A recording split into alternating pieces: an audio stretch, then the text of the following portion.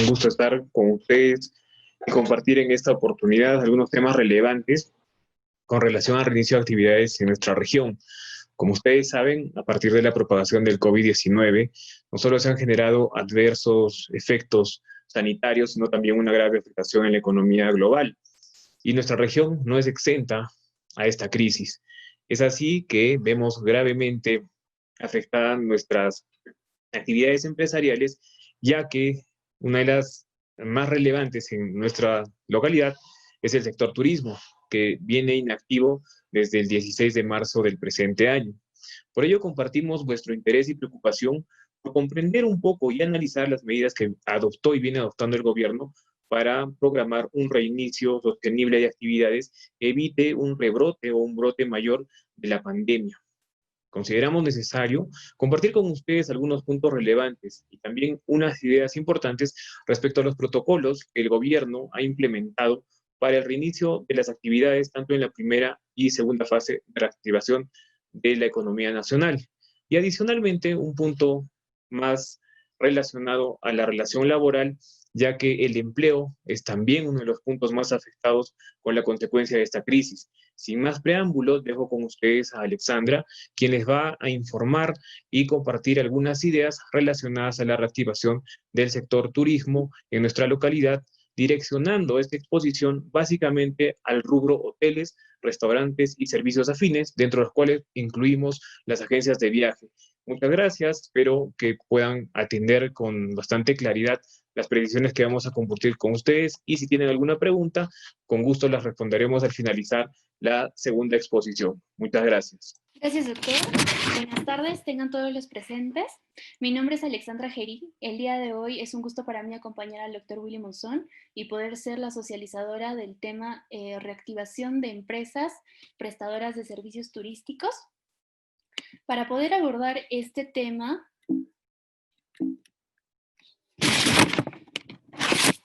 vamos a dividir la exposición en dos puntos. El primero referido al procedimiento general de reactivación y la segunda parte referida a los protocolos específicos. Entendiendo que los servicios de turismo son todas aquellas actividades tendientes a facilitar el uso y disfrute de los bienes turísticos, hemos visto por conveniente centrarnos en el sector hotelero, los restaurantes y servicios afines, las agencias de viaje y el transporte aéreo y aeropuertos. Antes de empezar con la exposición, es importante ponernos en contexto sobre cuáles han sido algunas contingencias que hemos estado viviendo en nuestro país. Desde el día 16 de marzo de este año, el gobierno ha dispuesto que ingresemos a un estado de emergencia nacional, como un régimen de excepción previsto por nuestra legislación a raíz de la emergencia sanitaria que ha desencadenado la propagación del virus COVID-19. El estado de emergencia al día de hoy se encuentra vigente y desde el viernes pasado se ha prorrogado hasta el día 31 de julio del 2020, con la característica de tener una cuarentena focalizada. ¿Esto qué quiere decir?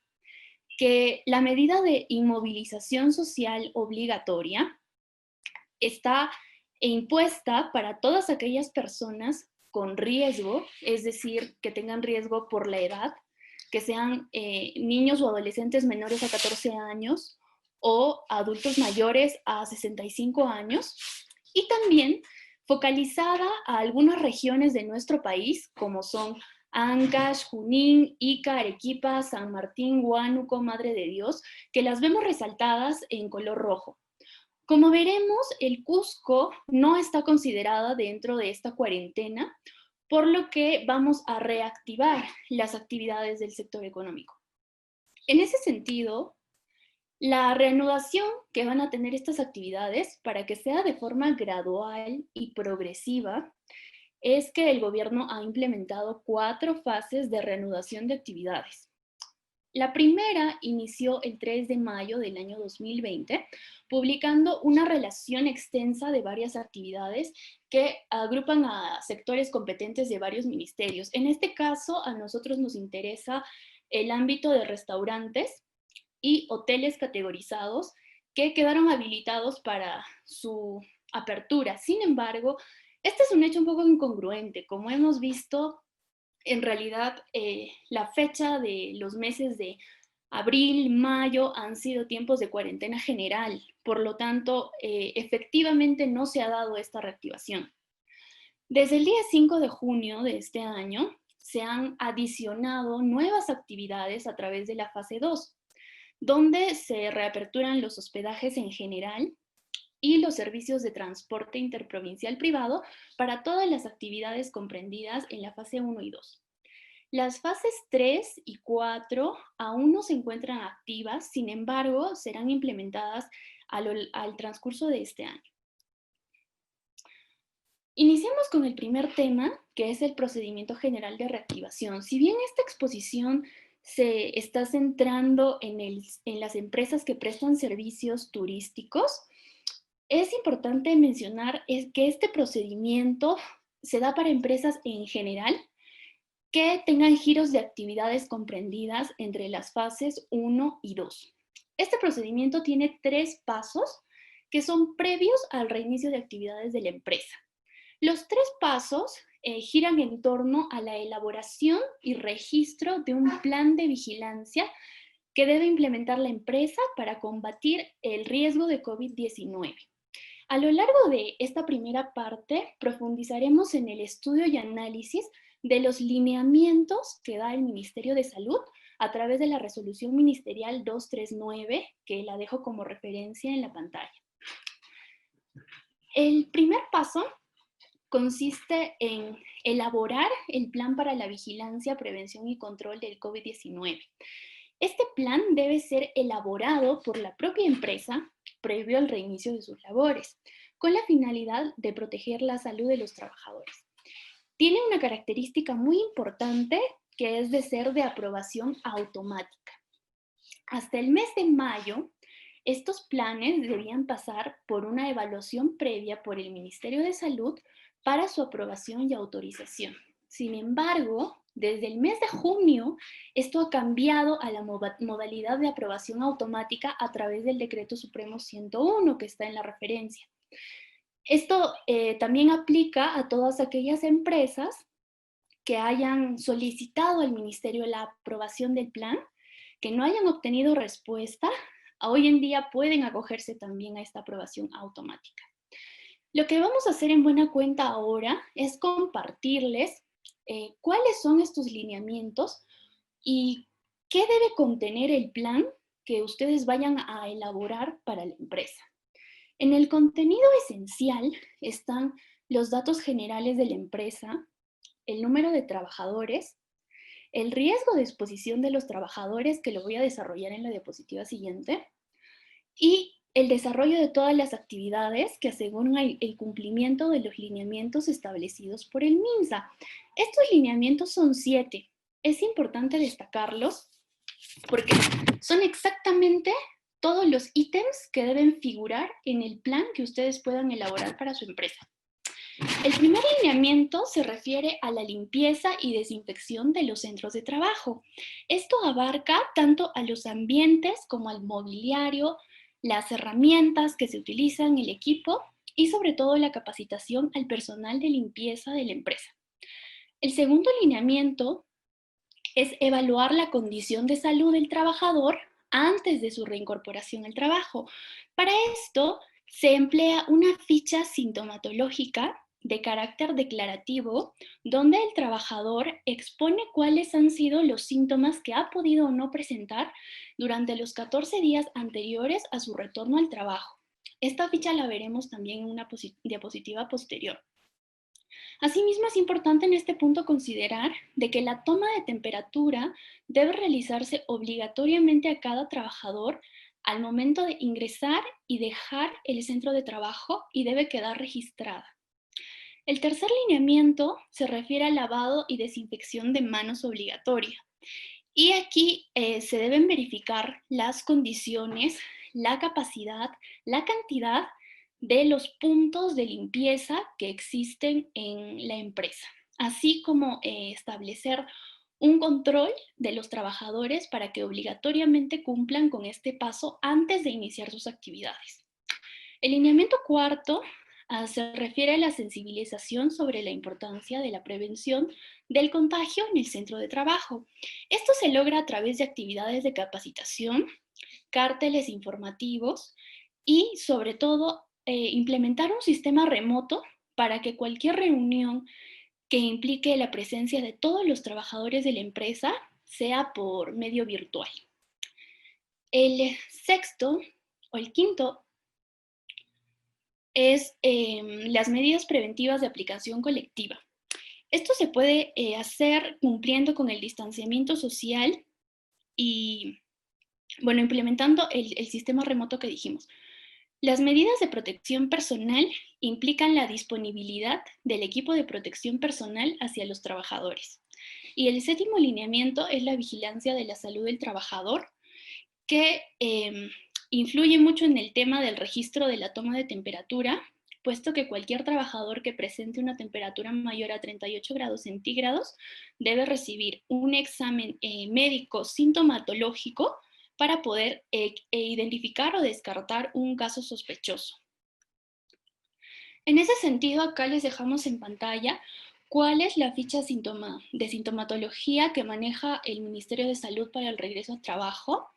Es el anexo 2 de la resolución ministerial en estudio, que es la 239, que contiene los datos de identificación del trabajador, así como de la empresa, y, como les comentaba, un registro de la sintomatología que éste ha podido presentar durante los 14 días anteriores a su reingreso al trabajo.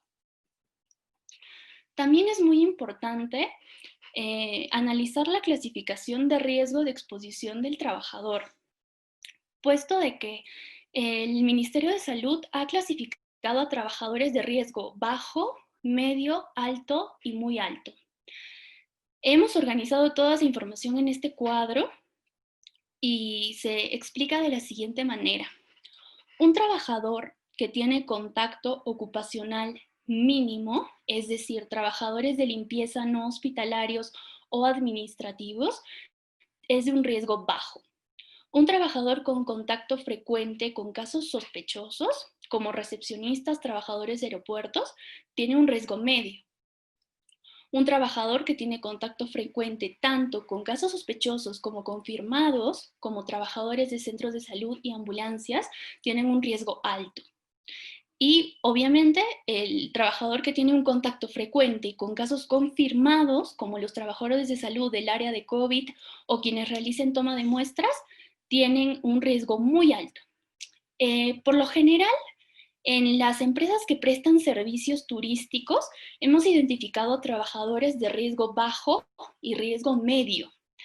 Sin embargo, hay que considerar que un trabajador de riesgo bajo va a poder recibir una evaluación médica sintomatológica en caso de presentar algún síntoma o algún indicio de COVID-19. Sin embargo, un trabajador de riesgo medio a alto, además de un examen sintomatológico, va a tener que recibir una prueba molecular. Entramos al paso número 2 del registro, que es propiamente cómo nos inscribimos en el Sistema Integrado para COVID-19, que es el SISCOVID. Este es un medio de registro virtual a través de la página web del Ministerio de Salud, como pueden ver en el print. Y si bien es cierto, los planes que se van a elaborar son obligatorios tanto para personas naturales como jurídicas con negocio, el registro en el SISCOVID solo es para personas jurídicas y se realiza por una sola vez para generar un usuario y una contraseña. Sin embargo, si bien la inscripción es por una sola vez, debe cumplirse con una actualización mensual, tanto del plan de vigilancia que se carga al sistema como de la relación de los trabajadores. Esto se presenta en la misma oportunidad en que debe remitirse la planilla mensual de pagos conforme el último dígito del RUCO. Aquí también hay que hacer la tingencia de que si una empresa cuenta con varias sucursales, es importante que al momento de registrarla Mencionen y dejen constancia de todas las sucursales con las que cuenta, aun cuando no vayan a operar todas al mismo tiempo, puesto de que hasta donde sabemos este registro se hace por única vez. El tercer paso es el llenado de datos en el SYSCOBIT. Este llenado de datos en un primer momento solo nos va a pedir la información que surge en la pantalla, que son dos tipos de datos. Primero, datos sobre la empresa, como son el RUC, la razón social, el correo electrónico de la empresa y el sector al que pertenecen. Cuando hablan del sector se refiere al ministerio al que pertenece el giro de actividad que realiza la empresa. Y los datos del representante legal, que son el nombre, el documento de identidad, la fecha de nacimiento y el celular. Es muy importante que los datos de celular y correo electrónico sean los correctos, puesto que van a servir como medio de notificación posterior. Cuando se avanza más allá en el llenado de datos del sistema, debemos poner mucha atención en llenar todos los datos requeridos, sobre todo los que tengan carácter de obligatorio. Se registra el plan para la vigilancia y prevención del COVID que ya se ha elaborado y también la nómina de trabajadores de la empresa. Un dato muy importante es que cuando ustedes hagan este registro, les van a pedir información sobre un profesional de salud que labore en la empresa o que preste servicios externos a la empresa. ¿Esto con qué fin? De registrar las pruebas rápidas que se les realicen a los trabajadores, notificar a la autoridad de salud los casos confirmados y efectuar el seguimiento clínico a los mismos. En ese sentido, es importante hacer una clasificación, que también le hemos resumido en un cuadro, que plantea el Ministerio de Salud sobre quiénes van a ser los responsables de la seguridad y salud de los trabajadores. En una empresa donde trabajan hasta 20 trabajadores, puede ser el empleador el responsable de la seguridad y la salud. Pero en una empresa que tiene hasta 100 trabajadores, necesariamente va a tener que ser un personal de salud, que bien puede ser una enfermera. Cuando en una empresa trabajan hasta 500 o más trabajadores, necesariamente se tienen que contar con los servicios de un médico. Cumpliendo con estos 3 pasos, ya la empresa puede dar inicio a las actividades, debido a que, como hemos visto, tanto el registro como la elaboración del plan por parte de la empresa se aprueban automáticamente. Hay que rescatar de que hasta ahora hemos visto cómo elaboramos este plan a través de nuestra regulación general, es decir, de acuerdo a los lineamientos generales que da el Ministerio de Salud. Sin embargo, en la segunda parte de la exposición nos vamos a ocupar de revisar la regulación específica complementaria a estos lineamientos que cada sector ha emitido. Y no vamos a ir más adelante sin antes hablar sobre el tema de la fiscalización posterior, que está muy relacionado a que la aprobación es automática. Si bien se ha tratado de agilizar la reactivación empresarial, por el mismo cuidado que deviene tener tratar de restringir la propagación del virus, es que es muy importante que pueda existir un órgano fiscalizador que verifique que la empresa realmente está adaptándose a los lineamientos establecidos. Este órgano fiscalizador va a ser el Centro Nacional de Salud Ocupacional, CENSOPAS, que a primera vista lo que va a verificar en el registro del plan a través del SYSCOBIT es el llenado de todos los campos obligatorios en el sistema, que los datos del contacto coincidan. Por eso era muy importante poner un número de celular y correo electrónico indicados, y que el plan elaborado se encuentra de acuerdo a los lineamientos del MINSA. En caso de que alguna de estos requisitos no se cumpla, va a pasar a la suspensión o cancelación del registro. Aún ahondando sobre la fiscalización posterior y el CENSOPAS, algo muy importante que recalcar es que cada 15 días se publican los planes que ya han sido registrados, las medidas correctivas que ya hemos visto, pero también los registros de incidencias, que son una serie de observaciones que el Censopaz puede efectuar sobre los planes de vigilancia elaborados por las empresas.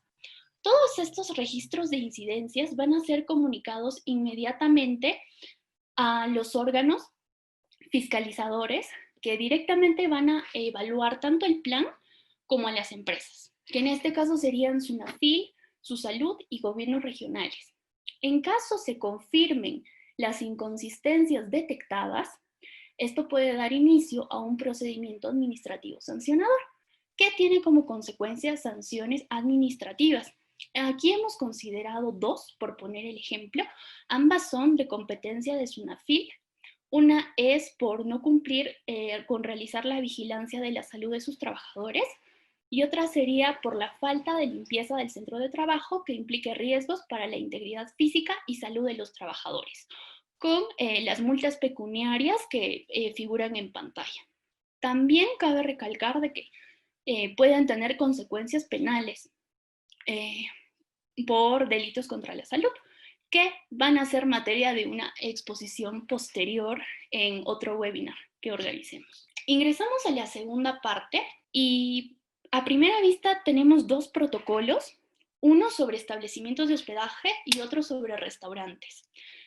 Si bien es cierto, estos son los dos únicos protocolos que hoy se van a abordar, para no dejar de lado el tema de agencias de viaje y turismo, se expondrá el reglamento de formalización de agencias de viaje y también analizaremos cuál es la situación actual del transporte aéreo y los aeropuertos. Estos protocolos son extensos, tienen más o menos entre 30 a 40 páginas. Sin embargo, acá en el estudio ya hemos tenido que revisarlos y estudiarlos para poder asesorar a algunos clientes. Entonces, en buena cuenta, lo que les damos ahora es en esencia lo que contiene el protocolo y qué puntos indispensables no podrían faltar para poder complementar cualquier plan de vigilancia. En cuanto al sector hotelero, tenemos dos campos importantes. Uno que son medidas de prevención y otros que son medidas de control sanitario. En cuanto a las medidas de prevención, deben haber dos tipos de protocolos permanentes. Uno para el ingreso al establecimiento.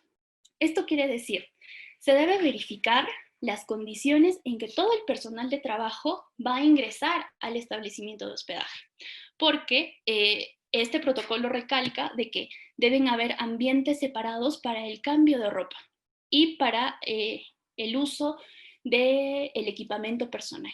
Entonces, los centros de hospedaje debe establecer un ambiente netamente de vestuario y implementar los puntos de desinfección para todo el personal del hotel. En cuanto a la mercadería, el protocolo resalta de que debe haber un espacio separado que pueda recepcionar la mercadería que viene del proveedor o que viene de afuera, que previa desinfección recién va a ingresar a los demás ambientes a donde tenga que ser repartido.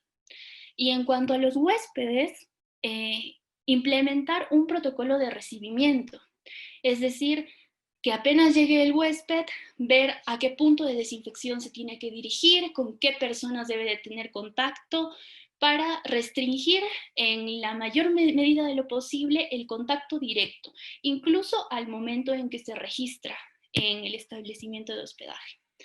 En cuanto a los protocolos de mantenimiento, vemos un margen general que tiene que ver más que nada con la disminución en un 50% del aforo y establecer un cronograma para la limpieza y desinfección general del hotel. Y cuando nos referimos a las áreas específicas, que serían el lobby, la recepción, las habitaciones, el comedor, la cocina, poder implementar acciones tendientes a mejorar el proceso de desinfección según la necesidad de cada área. En cuanto a las medidas de control sanitario, tenemos dos tiempos. Un primer momento de identificación de sintomatología. Para identificar la sintomatología, el Ministerio ha previsto que la empresa pueda designar a un inspector permanente. No necesariamente tiene que ser un personal de salud, pero sí tiene que ser una persona que permanentemente se encuentra inspeccionando cada ambiente del hotel, tratando de identificar alguna sintomatología que pueda presentar tanto el personal como los huéspedes. Y un segundo tiempo, que es consecuente al primero, serían las medidas a tomar en caso de un posible hallazgo de COVID. Es decir, primero se identifica una sintomatología, y cuando ya se ha identificado, ¿qué medidas podemos hacer para abordarlo?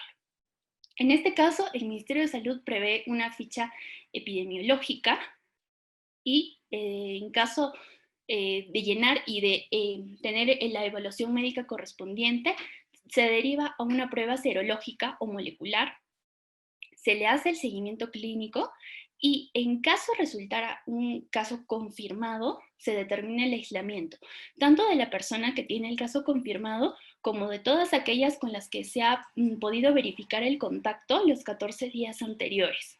También aquí hay que hacer la tingencia de que ningún trabajador podrá reintegrarse al centro de trabajo si es que antes no ha tenido una evaluación clínica previa y ha pasado una prueba rápida después incluso de haber tenido el alta.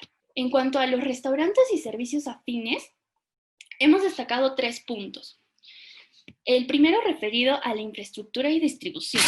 En cuanto al aforo, va a ser importante que cada ambiente del restaurante tenga visibilizado el número de aforo que hay por ambiente y que estos se hayan estimado teniendo en cuenta la distancia obligatoria de 2 metros entre cada trabajador. Asimismo, cada ambiente debe estar en constante ventilación y el restaurante debe contar con los servicios básicos, que son de agua potable y de la disposición de residuos sólidos. Los equipos sanitarios acondicionados implican tanto que se cuenten con servicios higiénicos bien implementados, como que se habilite un área de vestidores, como dijimos en el caso de los establecimientos de hospedaje, también aquí para que se realice el cambio de ropa y además la disposición del equipamiento de protección. Porque como veremos en las acciones preventivas, el equipamiento de protección en los restaurantes también es muy importante y engloba todo lo que son guantes, mascarilla, lentes de protección y un delantal de plástico. Asimismo, en acciones preventivas está la sensibilización y capacitación del personal, tanto para el momento del trabajo como para la atención al cliente. Aquí es importante señalar que actualmente la atención presencial aún no ha sido habilitada ni tampoco ha sido implementada en este protocolo y probablemente ya sea aperturada con la tercera fase de reactivación económica que aún no está vigente. Entonces nos deja con 2 tipos de atención al público. Por un lado, el sistema de reparto o delivery y por otro lado, el sistema to go o de recojo, ¿no? De despacho. Cuando tú vas al local y pagas y llevas tu producto a casa tú mismo. Entonces, en ese caso, los trabajadores van a tener contacto con los clientes y es necesario que ellos también verifiquen que el cliente cumpla con las disposiciones establecidas por el ministerio, que en este caso sería el uso permanente de la mascarilla. Ingresando al tema de los procesos operativos, tenemos 4 y si bien es cierto, antes, durante y después de cada proceso se debe tener en cuenta la desinfección, este protocolo ha previsto algunas cosas importantes para cada uno. En cuanto a la compra, la empresa debería facilitar otros medios de pago que puedan reemplazar al pago en efectivo, en el mejor de los casos, ¿no? Y esto también beneficia a la empresa, puesto de que, como veremos, todas estas reactivaciones en un tiempo van a ser necesariamente, van a tener que pasar por una fiscalización posterior. En ese sentido, el llevar un medio de compra o registro de pago electrónico le da un muy buen antecedente de formalidad a la empresa para poder sustentar cuál ha sido su operatividad durante todo este tiempo de reactivación. En cuanto a la preparación de pedidos, lo que exige el protocolo es que se asegure tanto la zona de trabajo como los instrumentos que se utilizan, en el sentido de desinfectar cada vez que se hace la preparación de alimentos o de pedidos. Se inicia la preparación, se termina, se desinfecta, y así cada vez que se tenga que hacer el proceso. En cuanto al despacho y la entrega, que sería tanto en el sistema delivery como en el sistema para llevar, lo que especifica el ministerio es que pueda haber hermeticidad en el producto preparado. Es decir, que se verifique que el contacto entre el ambiente exterior con el producto sea lo más hermético posible.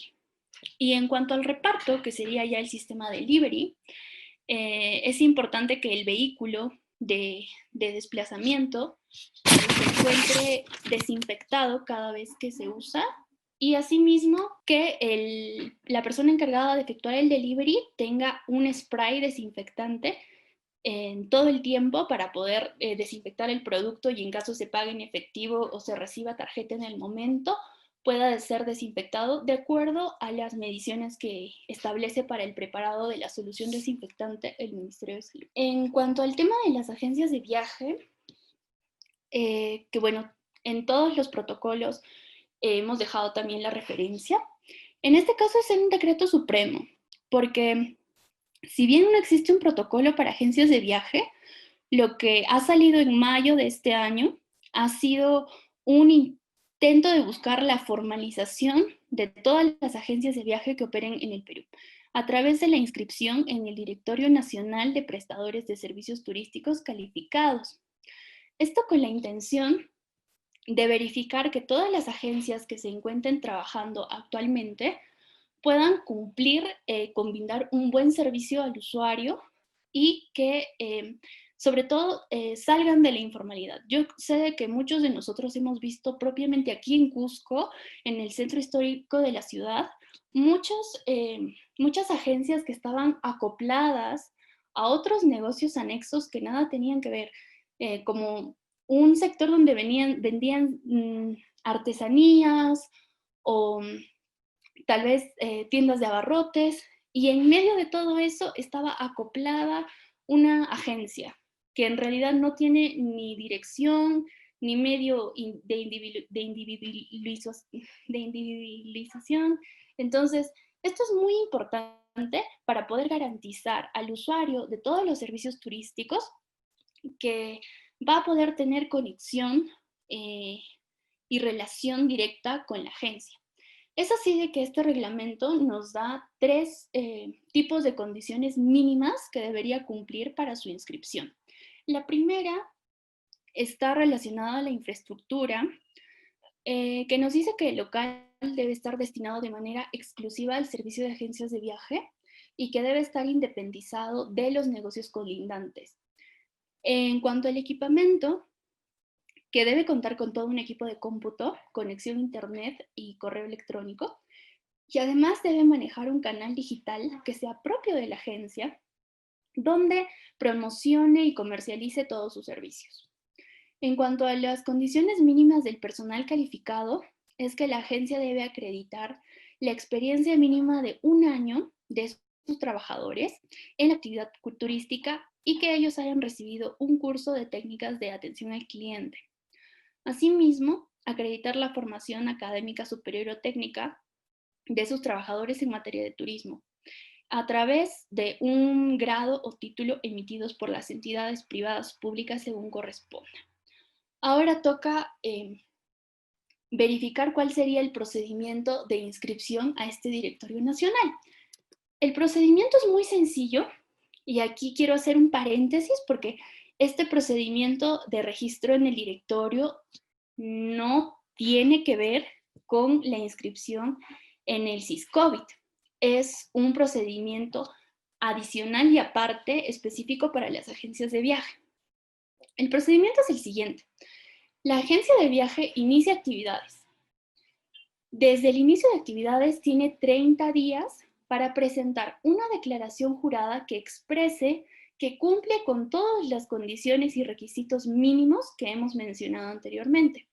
Esta declaración jurada es de aprobación automática. Por lo tanto, luego de 5 días, se emite la constancia de la inscripción en el Directorio de Prestadores de Servicios Turísticos Calificados.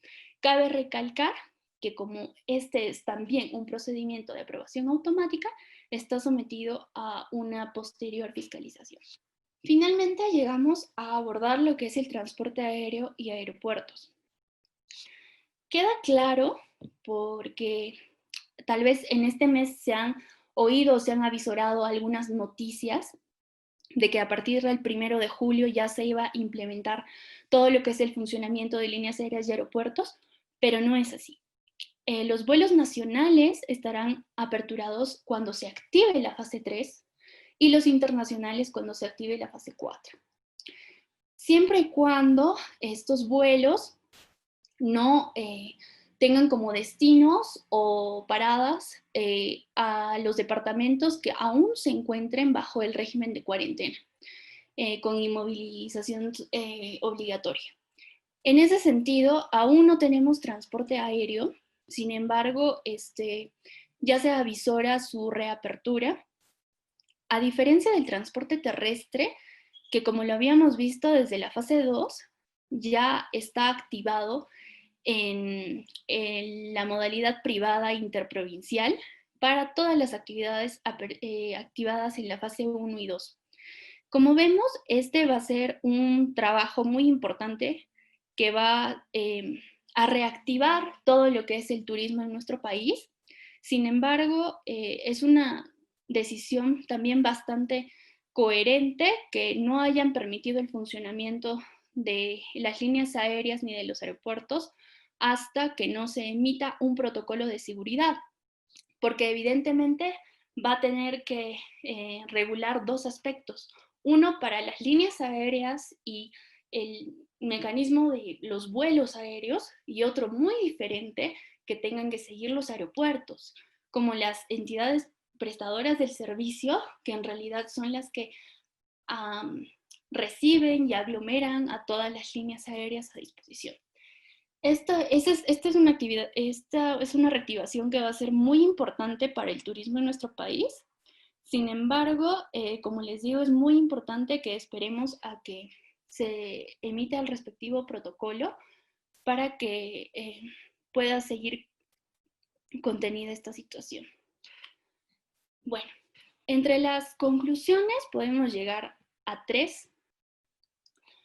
La primera, que toda empresa que esté habilitada por las fases 1 y 2 para el reinicio de sus actividades, necesariamente debe elaborar un plan de vigilancia y prevención para el control del COVID en el trabajo.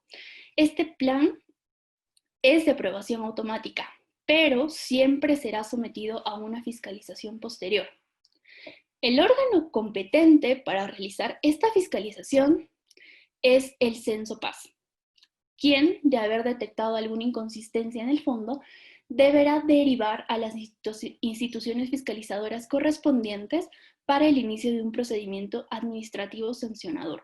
Por lo que es muy importante que al momento de elaborar estos planes tengamos en cuenta todos los lineamientos que ha planteado el Ministerio de Salud y que se complementen con los protocolos que por sector son emitidos según el giro de la actividad de cada establecimiento y que deben ser considerados dentro del plan de vigilancia necesariamente.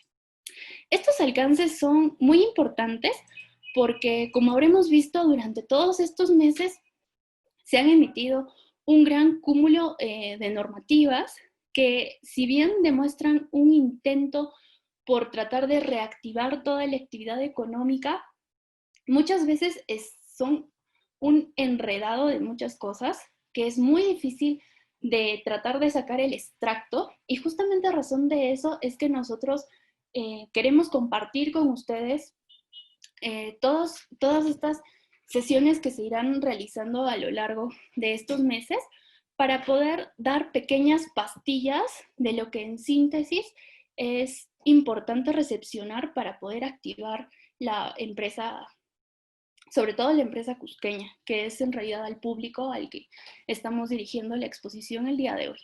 Y sobre todo, dejar el mensaje de que, si bien es cierto, queremos hacer muy bien todos estos pasos y cumplir con el procedimiento, sobre todo porque sabemos que va a haber una fiscalización posterior.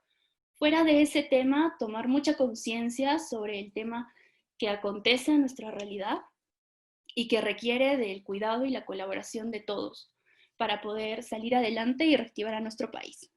Eso ha sido todo lo que yo he podido compartir con ustedes. Agradezco su atención.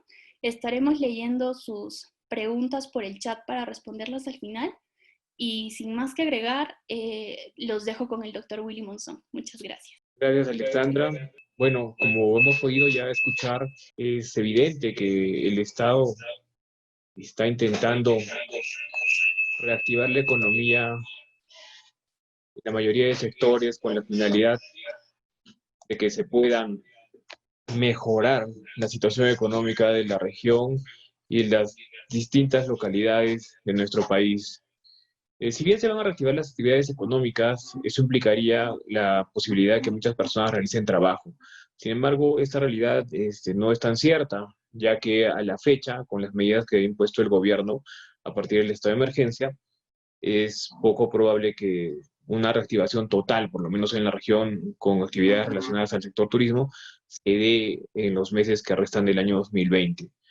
Yo, revisando alguna información que obra en la página del Ministerio de Turismo, pude ver la información estadística del año 2018, donde se puede ver claramente cómo se desarrollaba la actividad turística, ya sea con visitantes nacionales, extranjeros, y también con la información respecto a la permanencia en la región, como pueden apreciar en estos cuadros, siendo evidentemente el lugar más visitado de nuestra localidad, Machu Picchu. Y a partir de ello, las estadísticas demuestran que desde el 2016 al 2018 hubo un incremento en la oferta hotelera bastante considerable respecto a los establecimientos de hospedaje, lo que repercutió en una mejora económica que reportó ingresos en promedio de 644 soles por 6 días de permanencia. Esta actividad, entre el 2015 y el 2018, a partir de la oferta creciente, produjo el incremento del servicio de hospedaje en un 0,8% respecto al 2017. Así que la información que puede apreciarse en PROMPERÚ respecto a las estadísticas de la actividad turística en nuestra región y en el país, demuestra que en los primeros 4 meses del 2019 hubo un incremento de más del 2,7% de servicios turísticos. No tenemos más información a la fecha porque el Ministerio de Turismo no ha cargado de actualizar esa página, pero la tendencia demuestra una creciente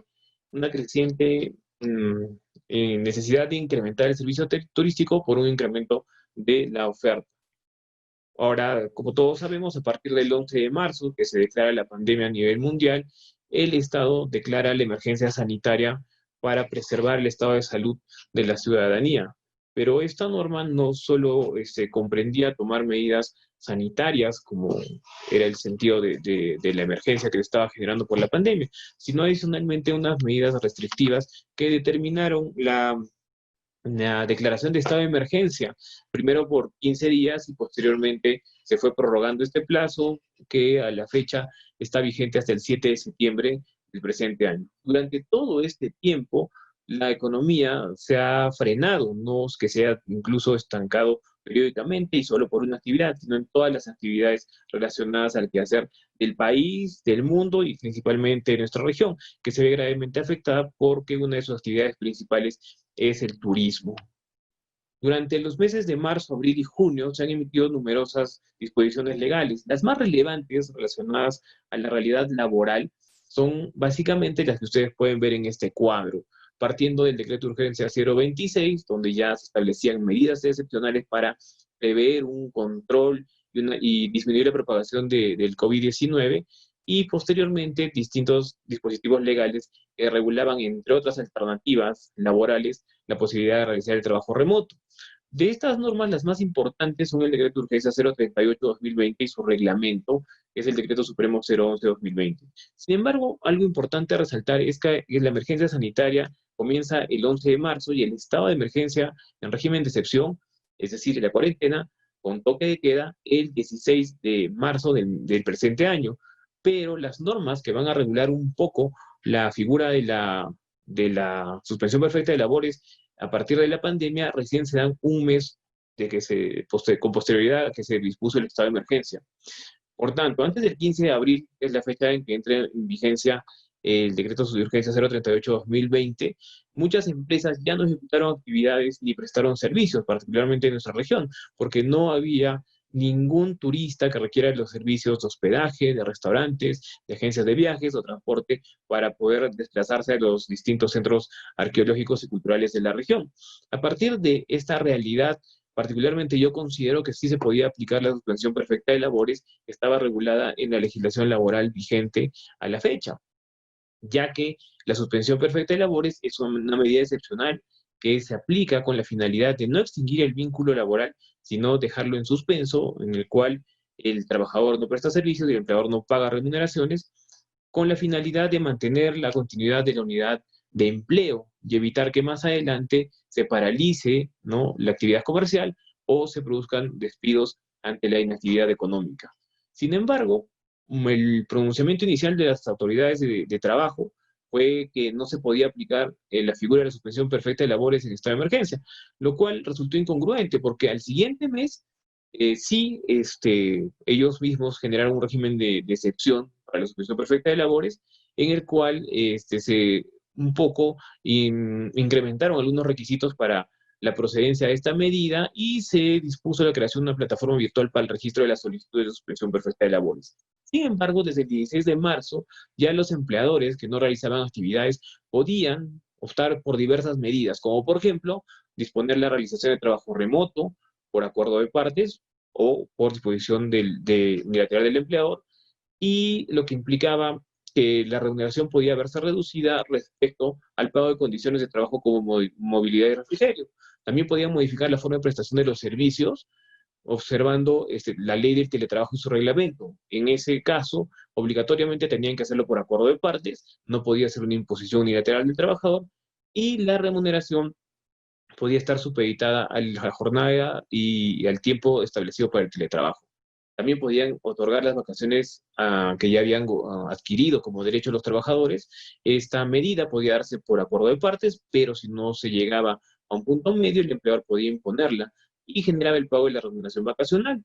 También se podían otorgar las vacaciones adelantadas, pero previo convenio entre empleador y trabajador. No podían ser dispuestos unilateralmente y generaban el pago de la remuneración.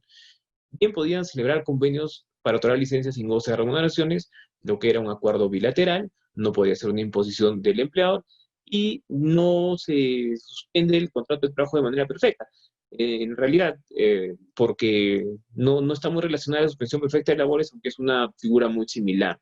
Podían también celebrar convenios individuales de reducción de jornada de trabajo, por acuerdo entre empleador y trabajador, no de manera unilateral, y la afectación se podría ver en una disminución de las remuneraciones y de las horas de labor. Y finalmente, podían disponer la suspensión perfecta de labores.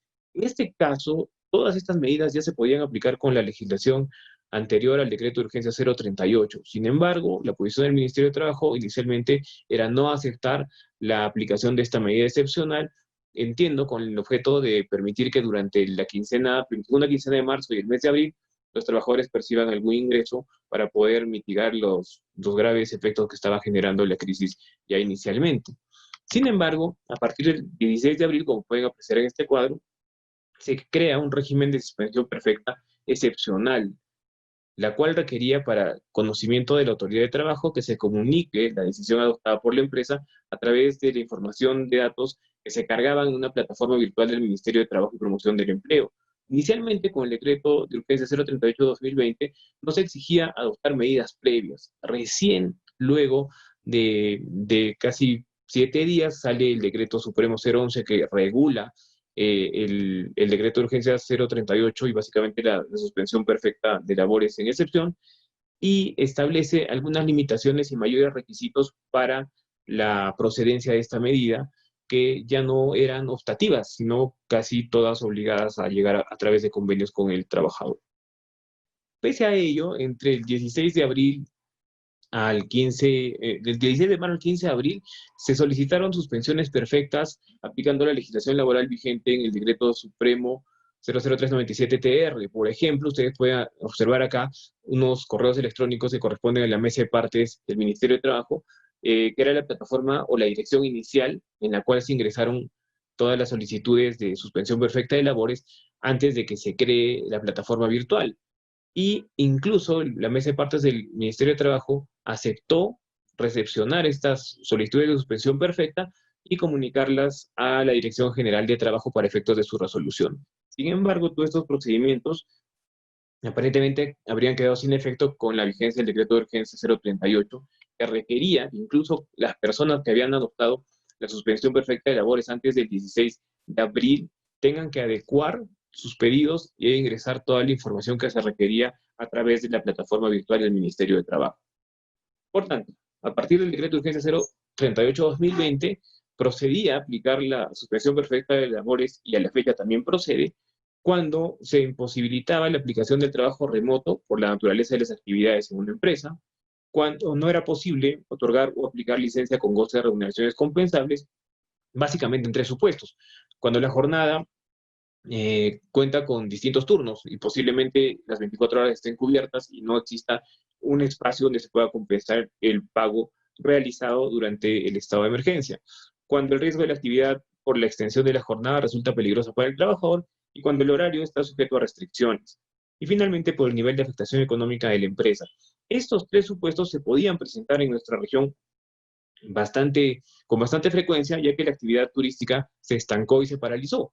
Por tanto, en muchas actividades turísticas no es posible realizar trabajo remoto, no se podía aplicar licencia con goce de remuneraciones compensables porque no percibieron ingresos desde el 16 de marzo muchas empresas relacionadas a la actividad turística, y evidentemente el nivel de afectación fue casi a nivel cero ingresos entre abril, mayo y junio del presente año. En consecuencia, se reguló los supuestos en los cuales se podía dejar sin efecto la suspensión perfecta de labores.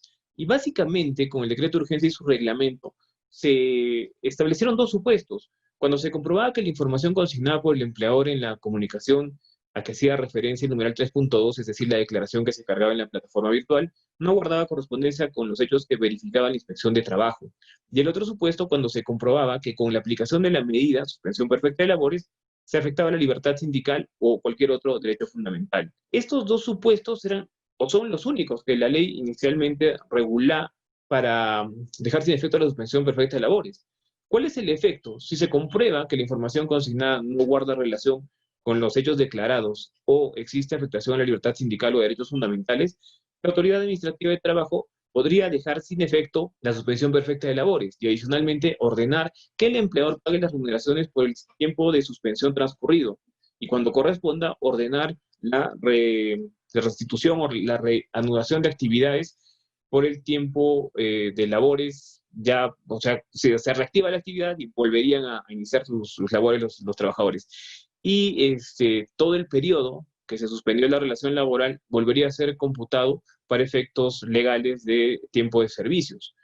Estos dos supuestos son los únicos que regulaba el decreto de urgencia 038 y su reglamento. Sin embargo, el decreto supremo 012-2020, que salió hace poco, incluyó una nueva figura para declarar la improcedencia de la suspensión perfecta de labores. Y es que no procedía esta medida cuando el empleador se había beneficiado con el subsidio del 35% de las remuneraciones de sus trabajadores cuando ellos percibían mensualmente un monto inferior a los 1.500 soles.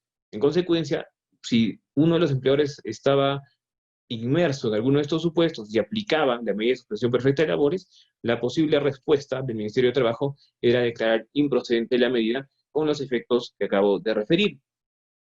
Sin perjuicio de ello, como se está extendiendo, y ustedes pueden ver las normas legales que se están publicando constantemente, se extiende el periodo de emergencia sanitaria y también el estado de emergencia régimen de excepción, y ante la incipiente reactivación económica, tanto en la capital de la República como en las regiones, se ha publicado un decreto supremo y el 015-2020, que flexibiliza un poco las exigencias del decreto de urgencia 038. Y básicamente, atendiendo a que muchas empresas no tienen actividades desde el 16 de marzo, ha establecido que cuando tus ventas sean igual a cero en el mes donde se va a aplicar la suspensión, no está obligado a adoptar medidas previas como negociar remuneraciones, otorgar licencias o otorgar trabajo remoto. Y adicionalmente, que aquellas empresas que cuenten con hasta 100 trabajadores también no están obligados a aplicar estas medidas previas y de frente podrían solicitar se apruebe la suspensión perfecta de labores que está vigente mientras dure el estado de emergencia sanitaria y durante 30 días hábiles adicionales a la fecha de vencimiento de esta emergencia. Por tanto, se ha establecido el siguiente procedimiento. El empleador que considera aplicar la suspensión perfecta de labores con sus trabajadores presenta vía la plataforma virtual del Ministerio de Trabajo su solicitud. Una vez recepcionada en un plazo de 48 horas, la Autoridad Administrativa de Trabajo remite la solicitud con la información que contiene a la SUNAFIL, para que la SUNAFIL, dentro del plazo de 30 días hábiles, realice una inspección e emita un informe. Ese informe puede contener bastantes observaciones que declaren improcedente la medida o puede ser favorable a la medida adoptada por el empleador. Una particularidad es que una vez que el informe es notificado a la Autoridad Administrativa de Trabajo, el Ministerio tiene 7 días hábiles para emitir una resolución, ya sea aprobando la medida o declarando improcedente la suspensión perfecta de labores.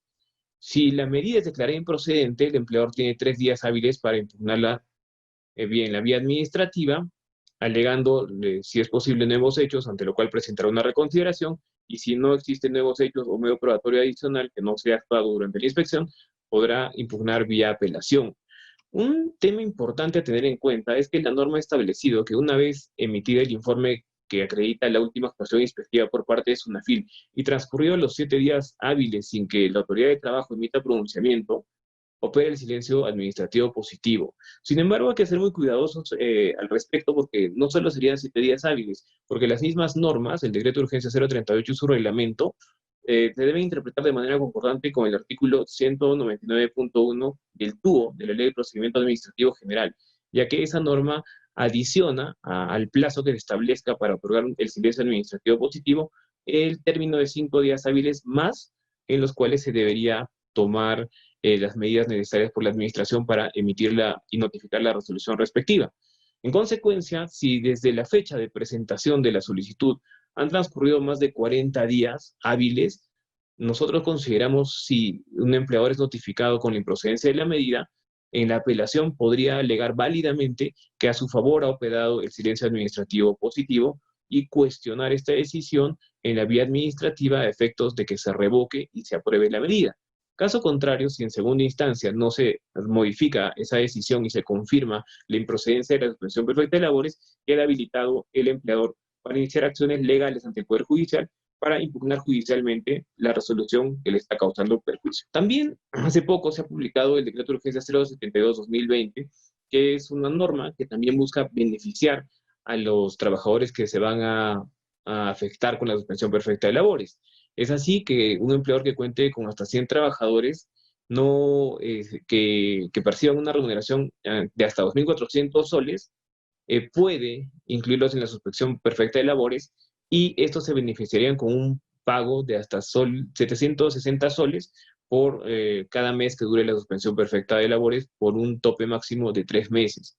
En consecuencia, estamos viendo que hay una flexibilización de los requisitos y también se está buscando otorgar una medida de protección adicional a los trabajadores que sean incluidos en la medida de suspensión perfecta de labores. Sin embargo, eso no asegura una reactivación total y tampoco que más adelante las actividades puedan normalizarse de tal manera que el íntegro del personal de una empresa vuelva a laborar y a percibir las remuneraciones o parte de las remuneraciones que podría generar la prestación de su servicio. En consecuencia, yo me permito alcanzarles 3 conclusiones, básicamente ante la realidad que estamos atravesando. Y evidentemente la primera es que a consecuencia de la pandemia, a partir del 16 de marzo, al no realizar muchos negocios de actividad, ya podían aplicar válidamente la suspensión perfecta de labores con el objeto de garantizar la fuente de empleo y mantener el vínculo laboral con sus trabajadores.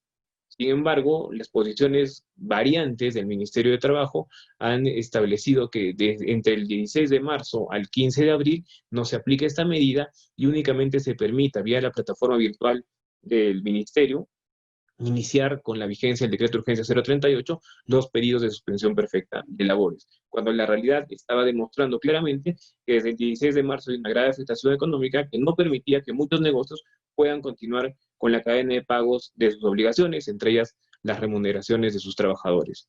La segunda conclusión es que la regulación excepcional de la suspensión perfecta de labores a través del decreto de urgencia 038-2020 y su reglamento no consideraron que la medida se deje sin efecto a partir de observaciones por la forma.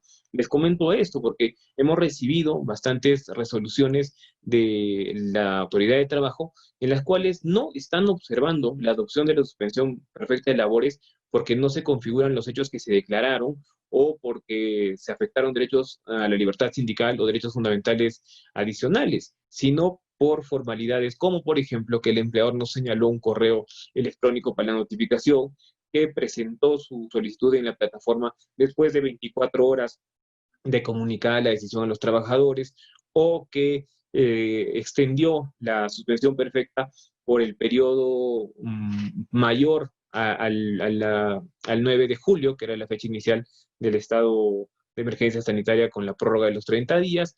En consecuencia, todos esos cuestionamientos de forma pueden ser absolutamente debatidos en instancia administrativa, ya que no guardan relación con los supuestos de hecho que la propia norma estableció para desestimar la suspensión perfecta de labores.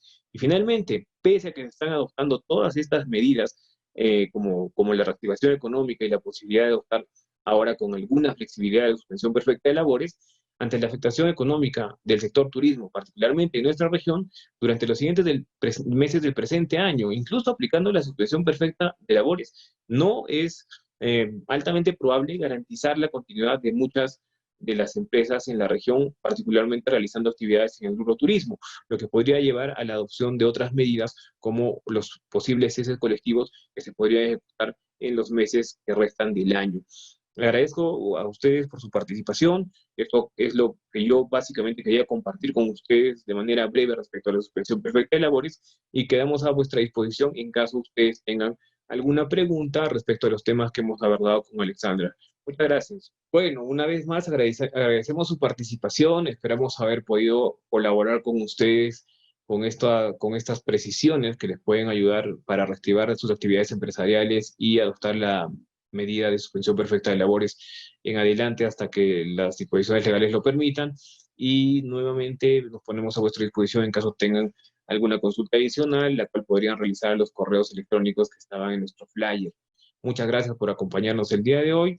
Esperamos que más adelante nos puedan seguir en otras conferencias relacionadas a la problemática que atravesamos a partir del COVID y les exhortamos a que en los meses que vienen, en las próximas semanas, tratemos de adoptar todas las medidas sanitarias necesarias para evitar la propagación y contagio de este virus, ya que se están flexibilizando y relajando las medidas de suspensión, de medidas de cuarentena, lo cual podría generar graves consecuencias en el sistema sanitario de nuestra región. Muchas gracias, hasta una próxima oportunidad.